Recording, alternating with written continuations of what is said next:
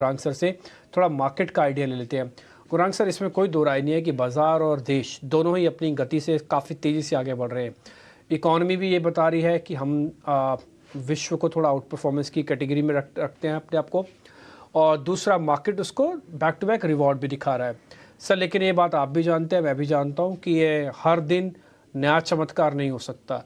तो इसलिए आपको लग रहा है कि बाज़ार अब थोड़ा सा फटीक हो, थोड़ा थक गया है, या फिर थोड़ा सा हमको रेस्ट करना चाहिए, लगातार दौड़ते रहेंगे कोई दिक्कत ना हो जाए?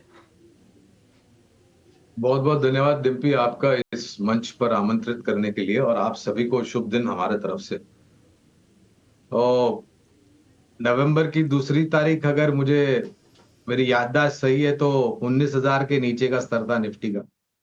और आज है 18 दिसंबर, और हमने करीब करीब 21,500 का स्तर देखा है।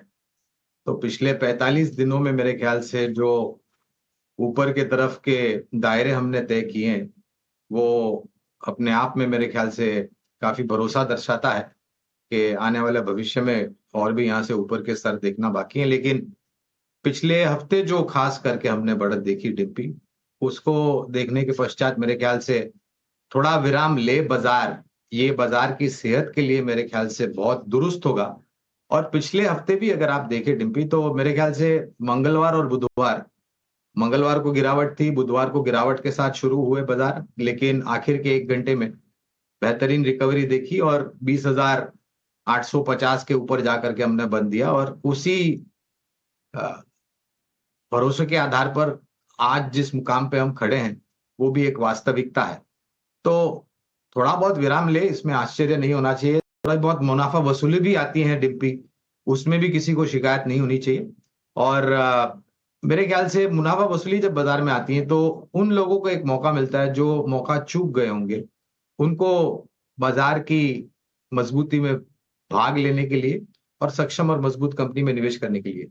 बहुत जल्द एक और बात कहना चाहूंगा डिम्पी, तीसरी तिमाही के नतीजे अगले महीने 2024 जनवरी दूसरे हफ्ते में मेरे ख्याल से आना शुरू हो जाएंगे, और उसको लेकर के मेरे ख्याल से हमारा अनुमान ये कहता है कि बाजार को दशा और दिशा मिल सकती है। ठीक है गुरांग सर, जब अपने अर्निंग्स की बात छेड़ ही दी है, तो फिर जरा मेरा एक सेकंड क्वेश्चन भी है, और वो अर्निंग से ही जुड़ा हुआ है। इस बार क्या सरप्राइजिंग फैक्टर आ सकता है सर अर्निंग में? कौन सा सेक्टर सरप्राइज कर सकता है? पॉजिटिव और नेगेटिव दोनों भी बता दीजिएगा, अगर दोनों का एनालिसिस किया हुआ है थोड़ा तो प्री मेच्योर। थोड़ा थोड़ा जल्दबाजी होगी, लेकिन फिर भी प्रयास करते हैं आपके प्रश्न का उत्तर देने के लिए डिम्पी। तो हमें लग रहा है आईटी सेक्टर में थोड़ा बहुत सुधार हो सकता है नतीजों के आधार पर। वित्तीय क्षेत्र, जहां पर सरकारी बैंक, निजी क्षेत्र की बैंक और मजबूत एनबीएफसीज हैं, ये मेरे ख्याल से मजबूत हो सकते हैं। ऑटो सेक्टर में शायद आपको रौनक जो है, चमक जो है, वो लौटती हुई दिखाई देगी। सीमेंट, क्योंकि बारिश के मौसम के पश्चात जो सीमेंट की बोरियों का आवागमन होता है, उससे एक आकलन हम लगा सकते हैं कि नतीजों पर कैसा असर पड़ेगा। डिफेंस, रक्षा क्षेत्र से जुड़ी हुई कंपनियां, ऊर्जा उत्पादन करने वाली कंपनियां और रेलवे क्षेत्र से जुड़ी हुई कंपनियां, तो ये कुल मिलाकर के मेरे ख्याल से 6 या 7 क्षेत्र के आधार पर अनुमान हम लगा रहे हैं कि रुझान आपको बेहतर देखने मिलेगा। कमजोरी अगर आप हमें पूछते हैं, तो मेरे हमारा ये अनुमान कहता है कि शायद अ, थोड़ी बहुत कमजोरी आपको इंफ्रास्ट्रक्चर से जुड़ी हुई जो कंपनियां हैं वहां पर देखने मिलेगी, क्योंकि राज्य स्तर पर चुनाव थे, टेंडर्स मिले होंगे, नहीं मिलेंगे, कोड ऑफ कॉन्डक्ट लागू हो जाता है, और अगले साल भी एक बहुत बड़ा चुनाव है, उसको लेकर के भी शायद सरकार के तरफ से जो ऑर्डर मिलते हैं वो धीमी गति पर जा सकते हैं। और थोड़ा बहुत चिंता मुझे जो छोटी रियल एस्टेट कंपनियां हैं, वहां से थोड़ा बहुत दबाव नतीजों में आता हुआ दिख सकता दोनों मैनेजमेंट को ऑलरेडी आपने सुन लिया। अगर आप हैप्पी फोर्जिंग पे बात रखेंगे तो ठीक है, नहीं तो कम से कम नज़ारा के बारे में बता दीजिए। ये तो थोड़ी लिस्टेड कंपनी हो चुकी है, पुरानी भी है, और इसमें आपने देखा भी होगा इनके बिजनेस को। तो पहले दूसरी कंपनी पर आते हैं, हैप्पी फोर्जिंग। हालांकि कोई आईपीओ नोट नहीं है, इसलिए विशेष रूप में टिप्पणी नहीं करूंगा, लेकिन जो भी टिप्पणियां अभी मैनेजमेंट ने और जो भी प्रश्न आपने मैनेजमेंट के सामने रखे और जो भी उत्तर मिला, और जो क्षेत्र में कामकाज कर रहे हैं, और अच्छी बात यह है कि ये पैसे जो आईपीओ से जुटाएंगे वो अंदरूनी कैपेक्स और विस्तार योजनाओं के लिए खर्च करेंगे।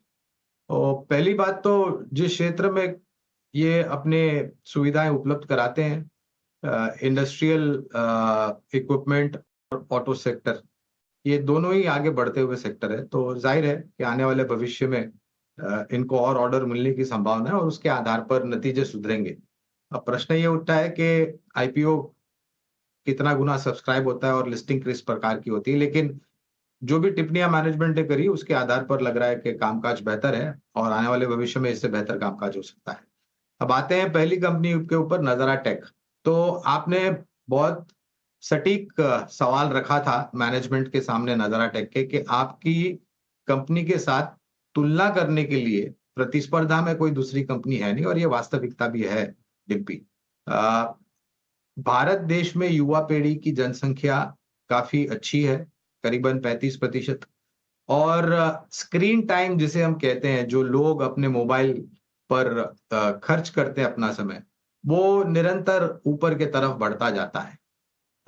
एक चीज ये है, इन्होंने एक बात ये बताई कि इनकी balance sheet asset light balance sheet है और केपेक्स को लेकर के इनको ज्यादा चिंता या खर्च करने की जरूरत नहीं है, और ये अपने आप में ही पर्याप्त है। कैश बैलेंसेस जो बैलेंस शीट पर है उसको लेकर के, इनोवेशन को लेकर के खर्चा बिल्कुल करना पड़ेगा, और अनऑर्गेनाइज सेक्टर से जो कंपटीशन होता है उसका अगर ये ठीक रूप से सामना कर पाए, तो जिस तरीके से प्रदर्शन किया है नतीजों के आधार पर नज़ारा टेक ने, मेरे ख्याल से उससे बेहतर नतीजे आ सकते हैं, बशर्ते कि ये अपने आप को उस काबिल बनाए। है काबिल कंपनी, इसमें कोई दो राय नहीं है, लेकिन इससे और बेहतर सुधार हो सकता है। यहाँ पर भी विशेष टिप्पणी नहीं करेंगे, लेकिन हाँ, one of its kind company in a sector जिसकी आप कंपैरिजन नहीं कर सकते। ठीक है गुरांग सर, बहुत बहुत शुक्रिया, थैंक यू वेरी मच। आज आपने समय निकाला और काफ़ी वेट भी करना पड़ा, इन दोनों मैनेजमेंट को आप सुन भी रहे थे, इसके लिए बहुत बहुत शुक्रिया sir, thank you very much.